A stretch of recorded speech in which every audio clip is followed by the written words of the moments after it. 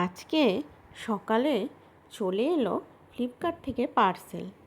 কি এই আয়রনটা আমি অর্ডার দিয়েছিলাম, কারণ আমাদের বাড়ির আয়রনটা খারাপ হয়ে গিয়েছে। এটা হ্যাভেলসের, খুব সুন্দর এসছে। তারপরে দেখলাম রাস্তা দিয়ে বাজনা বাজিয়ে অনেক লোকজন যাচ্ছে। প্রথমে বুঝতে পারছিলাম না, পরে বুঝতে পারলাম যে এটায় রাধাকৃষ্ণের গাড়ি যাচ্ছে, একটু শোভাযাত্রা মতো। এটা এত সুন্দর সাজিয়েছিল যে প্রাণ ভরে যাচ্ছিল। আর তারপরে তো রান্নাবান্না আছে। আজকে আমার বরের ছুটি, তাই আমারও রান্নাবান্নার ছুটি। আজকে করবে বর রান্না, চিকেন রান্নাটা বর ভালোই করে, তাই ওর হাতে হাতাখুন্তি ধরিয়ে দিয়েছি আনাজ কেটে। ওই রান্না করছে, এই যে রান্না করছে,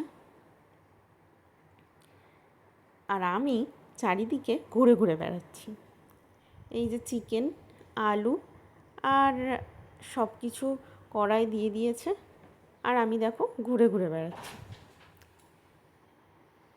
আর এদিকে আনাজ কাটা আছে, আর একটাও রান্না হবে, এই তরকারি টাইপের।